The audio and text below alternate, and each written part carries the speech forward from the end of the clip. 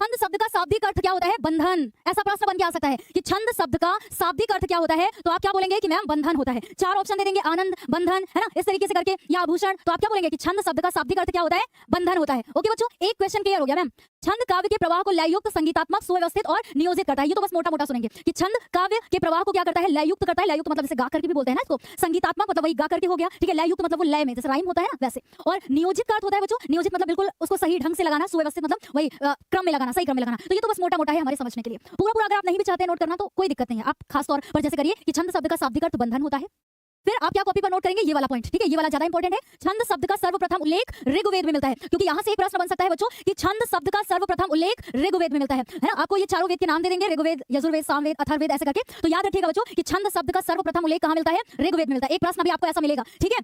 And उसके बाद है कि छंद शास्त्र के प्रणेता किसको माना जाता है? छंद शास्त्र का प्रणेता किसको माना जाता है? आचार्य पिंगल को माना जाता है बच्चों, ठीक है। जिनमें हम सर्किल कर रहे हैं, जिनको खास तौर पे इस तरीके से कर रहे हैं, आप कॉपी में पॉइंट वाइज भी लिख सकते हैं कि हमें क्या ध्यान में रखना है, ठीक है। तो छंद शब्द का अर्थ क्या होता है? बंधन होता है, शाब्दिक अर्थ बंधन होता है। और फिर हम लोगों ने देखा कि छंद शास्त्र के प्रणेता किसको माना जाता है? प्रणेता किसको माना जाता है? तो आचार्य पिंगल को माना जाता है। ऐसा प्रश्न भी बन सकता है। इसका सर्वप्रथम उल्लेख किस वेद में मिलता है? तो आप क्या बोलेंगे? मैम ऋग्वेद में मिलता है, ठीक है, ऋग्वेद में मिलता है।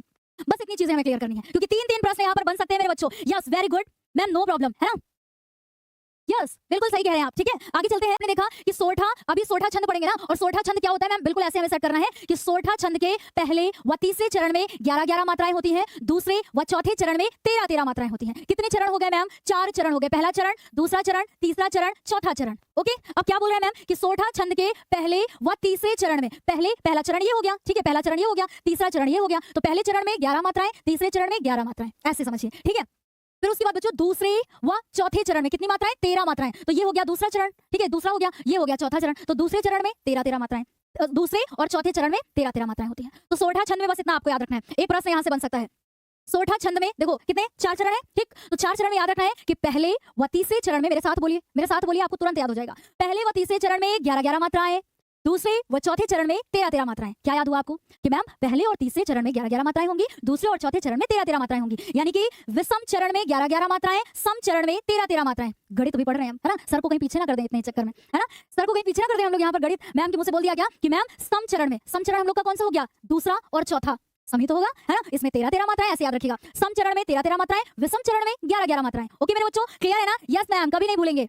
ओके, ठीक है। अब उदाहरण देखिए मैम। ओके, देखिए ध्यान से देखिएगा। ये हो गया हमारा मैम पहला चरण, ठीक है, ये हो गया हमारा पहला चरण, ये हो गया दूसरा चरण, ये हो गया तीसरा चरण, और ये हो गया मेरे बच्चों चौथा चरण, ठीक है। अब पहले चरण में 11 मात्राएं होती हैं। कैसे होती हैं? जो अब यहाँ पर आप देखेंगे कि मैम ये जो हमारा ये यहाँ पर जो अक्षर आया है ना, ये अक्षर हमारा क्या है? गुरु है। गुरु है यानी कि इसमें ओ की मात्रा लगी है, इसलिए गुरु है। तो इसको हम लोग गुरु का पद कैसे लगाते हैं? इस तरीके से लगाते हैं, यानी इसको 2 गिनेंगे, ठीक है। हम लोग अभी चिन्ह नहीं लगाएंगे, बस इतना आपको पता होना चाहिए कि मैम ये गुरु है, इसलिए इसको 2 गिनेंगे, ठीक है। 2 ये हो गया, चलिए अच्छा लगा ही लेते हैं, ठीक है, गुरु। और ये वाला क्या होगा हम लोगों का? लघु होगा। ये भी लघु होगा क्योंकि छोटी की मात्रा है, ये भी लघु होगा, ये भी लघु होगा, और ये भी हमारा लघु होगा बच्चों, ये भी लघु होगा क्योंकि देखिए छोटी की मात्रा है ना। हस्व स्वर यहाँ पर हम लोग इसको बोलेंगे, ठीक है। तो यहाँ पर क्या है? ये हो गया हमारा गुरु, ये हो गया लघु, लघु, लघु, लघु, लघु, और ये भी हो जाएगा लघु। ये हो जाएगा गुरु और ये हो जाएगा लघु। अब देखिए ध्यान रखिएगा बच्चों कि गुरु का चिन्ह हम लोग इस तरीके से लगाते हैं ना, ऐसे करके लगाते हैं, ठीक है, इस तरीके से लगाते हैं। तो इसकी संख्या कितनी मानी जाती है? इसकी संख्या 2 मानी जाती है। और ये जो हमारा क्या होता है बच्चों? लघु होता है। तो इसकी संख्या कितनी मानी जाती है? 1 मानी जाती है। बस इतना ध्यान रखिएगा, ठीक है। तो जैसे यहाँ पर ये ओ की मात्रा लगी है, तो इसको हम लोग गुरु मानेंगे, यानी 2 गिनेंगे, 2, 3। अब ये हमारा क्या है? ये आप देख रहे हैं ना, लघु है। तो लघु की संख्या कितनी मानते हैं? 1 मानते हैं, ठीक है। तो जहां पर ये किसका चिन्ह है? ये गुरु का है ना, लिख दूं, ये गुरु का है, ठीक है, ये गुरु का है। और ये किसका है? लघु का है। तो जहां पर लघु का चिन्ह होगा उसको हम लोग 1 मानेंगे, जहां पर गुरु का चिन्ह होगा उसको हम लोग 2 मानेंगे। तो गिन के देखिए कि आपकी 11 मात्राएं आ रही हैं। देखिए मेरे साथ करिए, आप बिल्कुल कर लेंगे, ठीक। बिल्कुल कठिन नहीं मानिएगा इसको, है ही नहीं, क्या है इसमें? देखिए मैम यहाँ गुरु है ना, तो हम लोग 2 मानेंगे। तो 2, 3, 4, 5, 6, 7, 8, 9, 10, 11 मात्राएं आ गई। इसको करिए मेरे साथ। देखिए यहाँ जहां पर छोटा होगा, है ना, जहां पर छोटा होगा यानी हस्व होगा, हस्व स्वर होगा, वहां पर हम लोग उसको 1 मानेंगे। और जहां पर बड़ा होगा, है ना, जहां पर मतलब दीर्घ स्वर होगा, वहां पर हम लोग उसको 2 मानेंगे। तो देखिए कैसे है, यहाँ पर लघु होगा, ठीक है, 1, 2, ये 3, 4 क्योंकि ये गुरु है, ठीक है, 4, 5, 6, 7, 8, 9, 10, 11, 12, 13। देखिए 13 मात्राएं आ गई। ओके, 2, 3, 4। अब एक चीज ध्यान से सुनिएगा, ये हमारा यहाँ संयुक्त अक्षर है। संयुक्त अक्षर क्या होता है? जैसे ऐसे हम लोगों ने बोला आधा चा पूरा चा, ये हमारा संयुक्त अक्षर माना जाता है। ये आधा का और त, तो ये हमारा संयुक्त अक्षर है ना, इस तरीके से समझ रहे हैं? इस तरीके से ये हम लोगों ने लिखा आधा व और या, तो ये हमारा संयुक्त अक्षर है, ठीक है। तो यहाँ पर आपने देखा कि मैम गा में देखिए आधा रा लगा हुआ है, तो ये हमारा संयुक्त अक्षर है। तो संयुक्त अक्षर के पहले वाला अक्षर हमेशा गुरु माना जाता है। अगर संयुक्त अक्षर है तो इसके पहले वाला अक्षर गुरु माना जाएगा, और इसको हम लोग क्या मानेंगे? लघु मानेंगे, ठीक है, इसको भी लघु मानेंगे। सर कह रहे हैं भाई कि बच्चे मैम हिल नहीं रहे। बच्चे भी तो जानते हैं कि अब अगर हम हिलेंगे तो हमारे लिए खतरनाक साबित हो जाएगा, है ना। तो बच्चों पहले हिले कोई बात नहीं, लेकिन मैम अब नहीं हिलना है हमको, है ना। सुनिएगा अभी सर आएंगे भी आपको, ठीक है, दर्शन देने के लिए। देखिए ये 1 2 3 4 5 6 7 8 और 9 10, ठीक है, क्योंकि गुरु है, ठीक है, 9 10 और ये 11 मात्राएं हो गई। कोई दिक्कत तो नहीं? दोबारा कर दूं, 1 2 3 4 5 6 7 8 9 10 11। इसको कर लेते हैं। देखिए मैम यहाँ पर संयुक्त अक्षर है, और संयुक्त अक्षर मतलब आपने बताया कि कोई आधा हो फिर उसके बाद पूरा अक्षर हो, इसको हम लोग संयुक्त अक्षर बोलते हैं। तो यहाँ पर देखिए ये संयुक्त अक्षर है ना। और तो याद रखना है कि जब भी संयुक्त अक्षर बीच में या अंत में आता है, बीच में या अंत में आता है, तो हमेशा पहले वाले अक्षर को गुरु माना जाता है। तो गुरु हो गया, है ना, ये हमारा लघु हो गया, ठीक।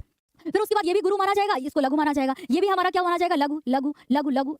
अब काउंट करिए, 2 3 4 5 6 7 8 9 10 11 12 13 मात्राएं हो गई मैम। बस इतना याद रखना बच्चों, संयुक्त अक्षर वाली खास बात कि जब भी संयुक्त अक्षर किसी भी शब्द में बीच में या अंत में आता है तो उसके पहले वाले अक्षर को गुरु माना जाता है, यानी उसकी संख्या 2 होती है। और अगर कभी कभी पहले आ जाता है, जैसे एक बताऊं आपको, जैसे मैंने लिख दिया व्यवहार, सुनिएगा, जैसे मैंने लिख दिया व्यवहार। अब भाई देखिए हमारे बच्चों को कोई दिक्कत ना हो, है ना, कभी हमारे बच्चे कंफ्यूज ना हो, इसलिए मैम इतना बताया जा रहा है डिटेल में। जैसे मैंने बोला व्यवहार, तो यहाँ पर ये पहला संयुक्त अक्षर पहले नंबर पे आ गया, आधा हुआ, और ये संयुक्त अक्षर है ना, और मैम ये पहले आ गया, तो इसको हम लोग क्या करेंगे, इसको हम लोग एक ही मानेंगे, यानी कि इसकी मात्रा कितनी मानेंगे हम लोग, एक मानेंगे, इसकी मात्रा एक मानेंगे। तो बस इतना है, सेट कर लीजिएगा माइंड में कि जब भी संयुक्त अक्षर मिले तो वो अगर किसी शब्द में सबसे पहले मिलता है तो उसकी संख्या, उसकी मात्रा एक मानेंगे, उसकी मात्रा एक मानेंगे। और जिस भी शब्द में हमें बीच में या अंत में मिलता है तो उसके पहले वाले अक्षर को गुरु माना जाएगा, है ना, उसको लघु माना जाएगा, मतलब उसको लघु ही माना जाएगा। ऐसे करके याद रखिएगा। समझ में आया? कोई डाउट तो नहीं है?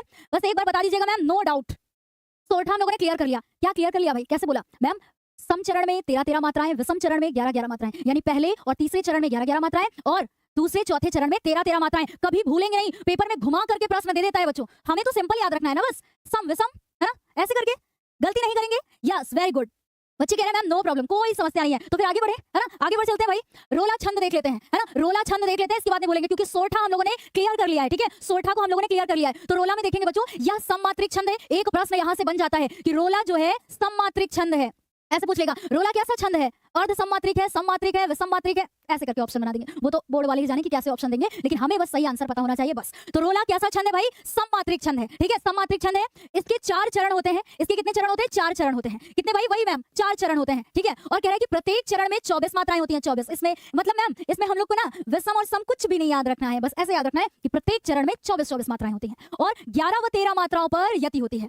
तो रोला में क्या ध्यान में रखना है कि इसके 4 चरण होते हैं, प्रत्येक चरण में 24 मात्राएं होती हैं, 11 व 13 मात्राओं पर यति होती है, ठीक है। समझ में आ गया? भूलेंगे तो नहीं। मैम एक बार मात्रा गणना कर लेते हैं, क्योंकि जब मात्रा गणना करते हैं ना तो मजा आता है। ओके, मजा आता है भाई। चलिए एक बार पक्का देखिए, को बोल के देखिए भाई एक बार इसको, को, ठीक है। तो आपने देखा कि मैम को बोलने में आ रहा है, कभी कभी उच्चारण के तौर पर भी हम लोग ध्यान देते हैं। तो आपने देखा कि यहाँ पर बोलने में आ रहा है मैम को, तो यहाँ पर हम लोग इसको लघु मानेंगे, इसको भी लघु मानेंगे, ठीक है, क्योंकि हम लोग उच्चारण पर भी ध्यान देते हैं। तो लघु मानेंगे, इसको मानेंगे गुरु, इसको लघु लघु, ठीक है। और ध्यान रखिएगा बच्चों, देखिए ये जो हम लोग बिंदु लगाते हैं ना किसी के ऊपर, तो इसको हम लोग क्या बोलते हैं? अनुस्वार। क्या बोलते हैं? अनुस्वार बोलते हैं, भूलिएगा नहीं मेरे बच्चों, ठीक है। और ये सारी चीजें आपको सिर्फ 10th क्लास तक ही नहीं बल्कि आगे किसी भी प्रतियोगी परीक्षा की भी तैयारी करते हैं ना तब भी ये काम आएंगी। और है ना, और ये चंद्र बिंदु, क्योंकि आगे चल के हम लोग को भी कीमत पता चली है, तो हम चाहते हैं कि हमारे बच्चे अभी से समझ लें। आगे चल के आप किसी भी प्रतियोगी परीक्षा की भी तैयारी करते हैं ना, तो ये सारी चीजें आपके काम में आएंगी। तो बिंदु को हम लोग ये जो लगाते हैं ना, अंत बिंदु, इसको हम लोग अनुस्वार बोलते हैं। और चंद्र बिंदु को मेरे बच्चों अनुनासिक बोलते हैं। क्या बोलते हैं मेरे बच्चों? अनुनासिक बोलते हैं, ठीक है, अनुनासिक इसको बोलते हैं।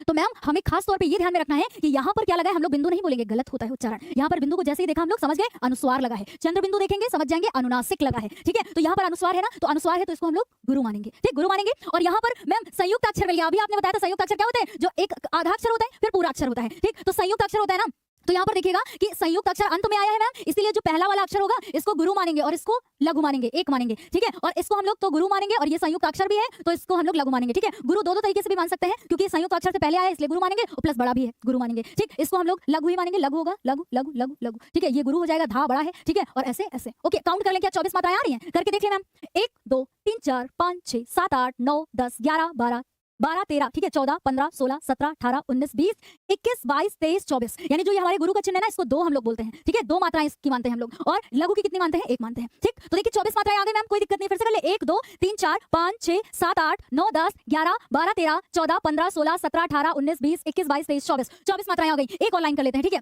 देखिए 1 2 3 4 5 6 7 8 9 10 11 12 13 14, है ना। और इसको हम लोग क्या करेंगे? 14 15 16 17 18 19 20 21 22 23 24, समझ में आया? देखिए मैंने लगा भी दिया, ठीक है, क्योंकि ये देखिए जहां पर गुरु लगाया, तो 1 2 3 4 5 6 7 8 9 10 11 12 13 14 15 16 17 18 19 20 21 22 23 24, है ना। 24 मात्राएं आ गई हैं मैम इसमें, 24, ओके, 24 मात्राएं, ठीक है ना मेरे बच्चों? कोई दिक्कत तो नहीं है, हम लोगों ने काउंट कर लिया, ओके। चलिए प्रश्नों पर भाई तैयार है? सर पोल के लिए तैयार है ना?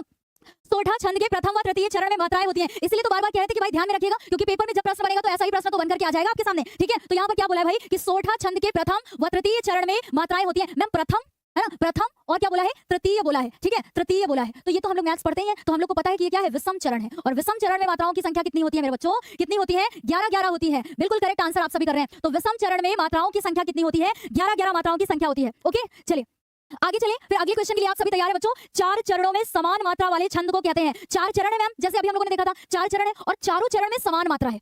सोठा में तो ऐसा नहीं होता था मैम, क्योंकि सोठा में कैसे होता था 11 13 11 13 ऐसे करके आता था, है ना। और ये पूछ रहा है कि 4 चरणों में समान मात्रा वाले छंद को कहते हैं, है ना। तो जब समान मात्रा है तो कौन सा हो जाएगा भाई, सममात्रिक हो जाएगा। जब समान मात्रा है एक जैसी है तो विषम तो होगा नहीं, अर्ध सममात्रिक भी नहीं होगा। ठीक है, ये तो कट ही जाएगा, तो हमारा क्या हो जाएगा करेक्ट आंसर, सममात्रिक। और मैम सममात्रिक में जिसमें जैसे 24 इसमें भी है, जैसे अभी हम लोगों ने एक उदाहरण देखा भी था, 24 इसमें भी 24 इसमें भी, यानी चारों चरण में 24 मात्राएं, तो ये रोला हो गया। तो याद रखिएगा कि रोला हमारा सममात्रिक छंद है, रोला हमारा सममात्रिक छंद है, क्योंकि इसके चारों चरण में समान मात्राएं होती हैं। याद रहेगा, भूलेंगे तो नहीं, सममात्रिक छंद हो जाएगा क्या, करेक्ट आंसर हो जाएगा।